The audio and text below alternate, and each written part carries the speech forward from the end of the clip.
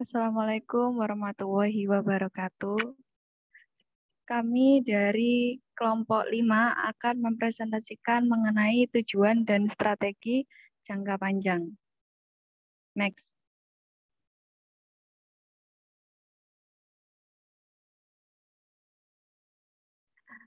Nah, di kelompok kami itu ada saya, Alfiana Marfaatus Soliha, dan ada Fitri Nurkori Al-Qurani, kemudian ada Sofrul Ahiria. Next.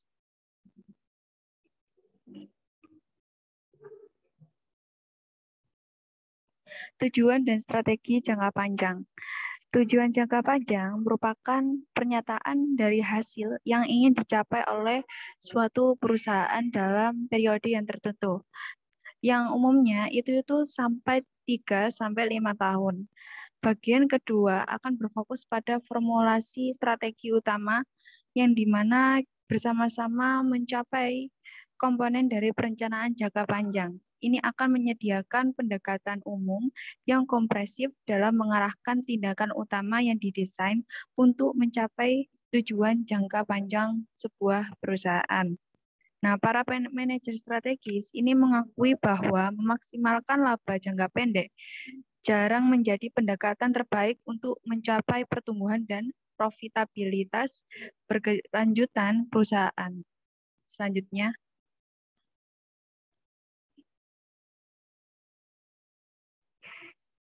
tujuan jangka panjang. Untuk mencapai kemakmuran jangka panjang, para perencana strategis umumnya menetapkan tujuan jangka panjang itu dalam 7 bidang, yaitu yang pertama adalah profitabilitas. Profitabilitas ini kemampuan dari suatu perusahaan untuk beroperasi dalam jangka panjang yang bergantung pada perolehan tingkat laba yang memadai.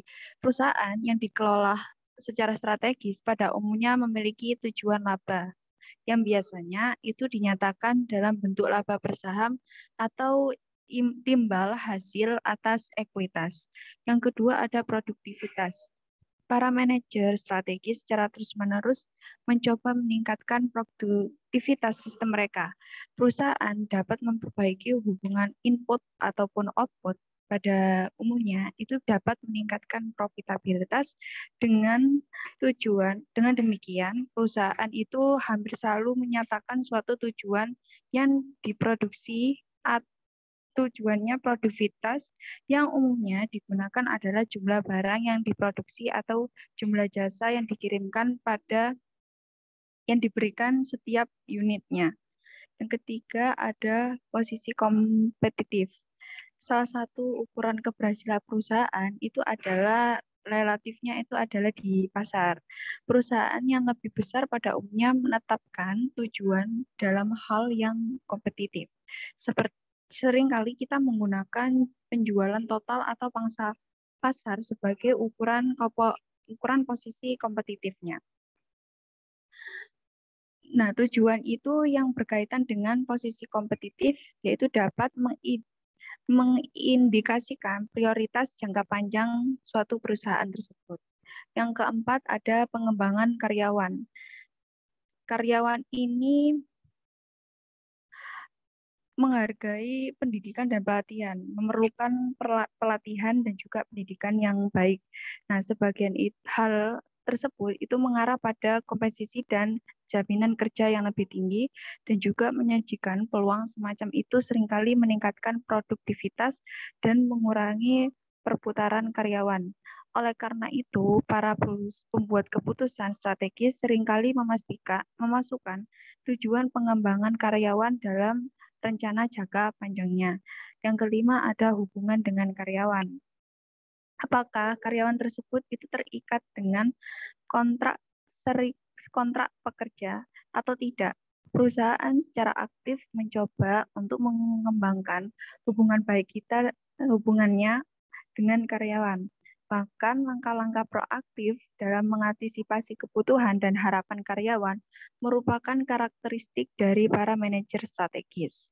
Yang keenam ada kepemimpinan teknologi.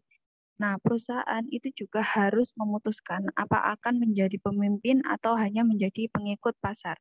Setiap pendekatan itu bisa berhasil Tetapi masing-masing membutuhkan postur strategi yang berbeda. Oleh karena itu, banyak perusahaan yang menyatakan suatu tujuan itu berkaitan dengan kepemimpinan teknologi. Yang ketujuh adalah tanggung jawab kepada masyarakat. Para manajer juga memahami tanggung jawab mereka terhadap pelanggan ataupun juga masyarakat.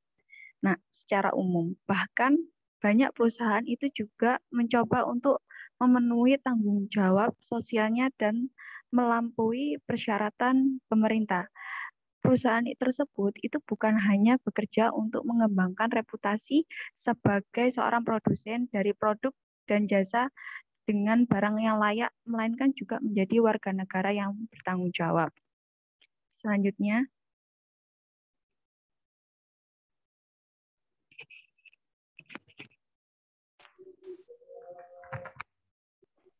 di slide ini akan dijelaskan tentang kualitas tujuan jangka panjang. Nah, itu ada yang pertama itu fleksibel, yang kedua terukur, yang ketiga memotivasi, yang keempat sesuai, dan yang kelima dapat dipahami. Ya, di ini saya akan menjelaskan yang pertama adalah fleksibel, disesuaikan terhadap perubahan yang sebelumnya tidak diketahui. Jadi kita tuh harus diketahui atau yang sifatnya itu luar biasa dalam ramalan kompetitif atau lingkungan perusahaan tersebut. Yang kedua itu adalah terukur. Harus dengan jelas dan konkret menyatakan apa yang akan dicapai. Jadi, kapan hal itu akan dicapai? Dengan demikian, tujuan sebaiknya dapat diukur sejalan dengan berlalunya waktu. Misalnya, tujuan memperbaiki imbal hasil atas investasi secara substansial.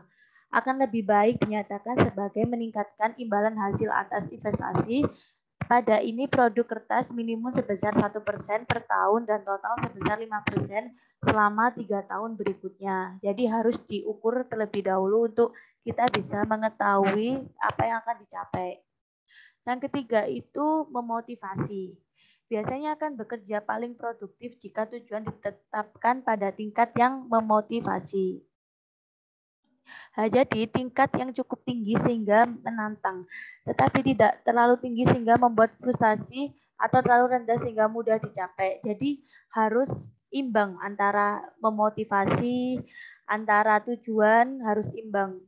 Nah, terus yang keempat itu adalah sesuai, disesuaikan dengan sasaran luas dari suatu perusahaan yang dinyatakan dalam pernyataan misi.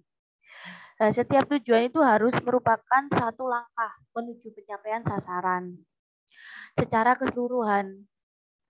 Bahkan tujuan yang tidak konsisten dengan visi perusahaan dapat menghalangi pencapaian sasaran perusahaan. Nah, jadi sesuai, jadi harus antara misi dan tujuan itu harus sama, nggak mungkin misinya apa, tujuannya apa itu nggak mungkin, jadi harus sesuai.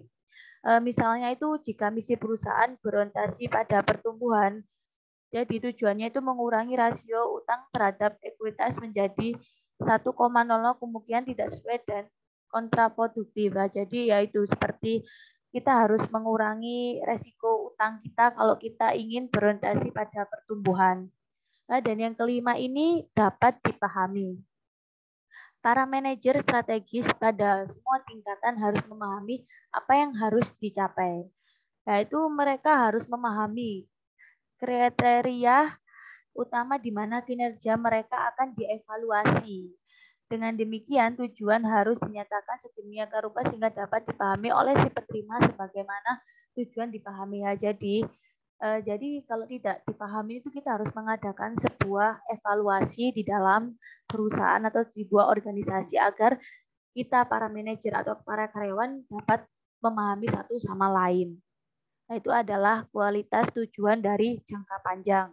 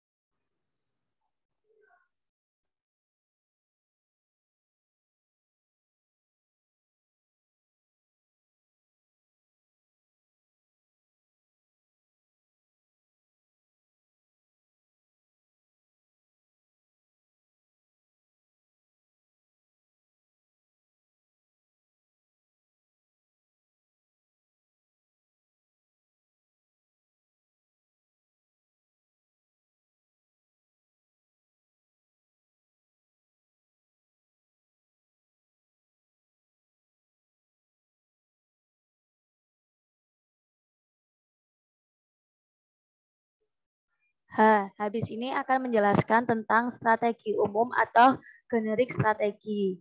Jadi ada strategi umum ya dari suatu skema yang dikembangkan oleh Michael Porter. Banyak perencana yakin bahwa strategi jangka panjang sebaiknya diturunkan dari usaha perusahaan untuk mencari keunggulan kompetitif.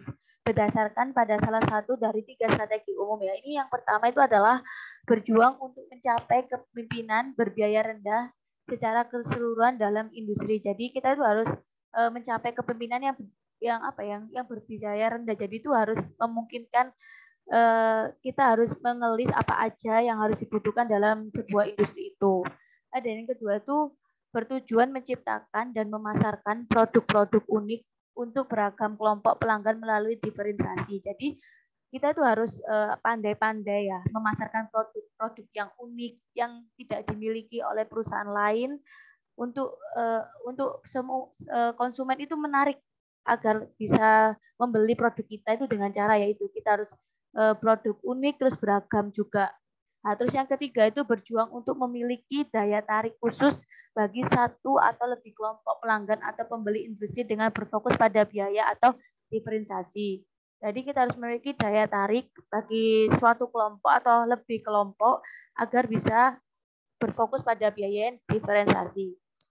Next.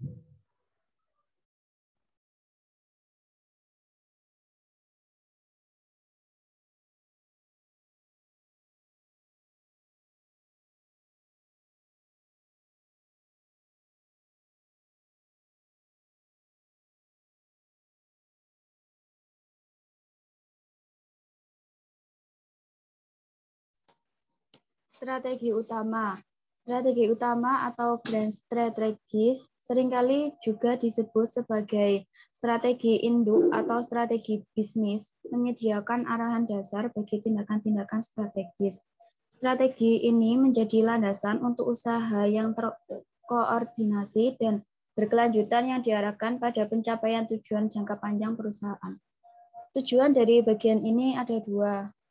Yang pertama menjabarkan, menjelaskan, dan membahas 15 strategi utama yang harus dipertimbangkan oleh manajer strategi. Dan yang kedua menyajikan pendekatan-pendekatan guna memilih strategi utama yang optimal dari berbagai alternatif yang tersedia. Strategi utama mengindikasikan periode waktu di mana tujuan jangka panjang akan dicapai. Dengan demikian, strategi utama dapat didefinisikan sebagai pendekatan umum yang komprehensif yang menjadi pedoman bagi tindakan-tindakan utama suatu perusahaan. Next.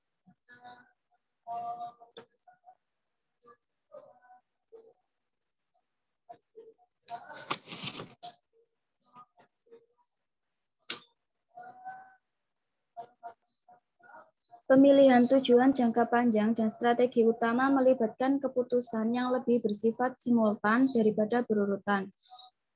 Tujuan dibutuhkan untuk mencegah agar arah dan kemajuan perusahaan tidak ditentukan oleh kekuatan acak bahwa tujuan hanya dapat dicapai jika strategi diterapkan.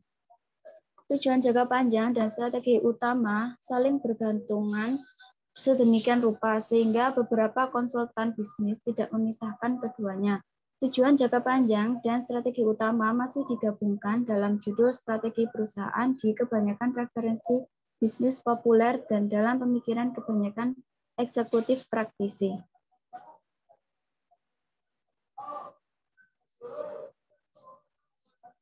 Tujuan strategi mengindikasikan jenis-jenis tindakan yang akan diambil tetapi tidak mendefinisikan tujuan yang ingin dicapai atau kriteria yang berfungsi sebagai hambatan dalam memurnikan rencana strategis. Apakah penting bahwa keputusan strategi dibuat untuk mencapai tujuan atau untuk memenuhi batasan? Tidak, karena batasan itu sendiri merupakan tujuan. Batasan dari peningkatan sitas persediaan merupakan suatu keinginan atau tujuan, bukan kepastian.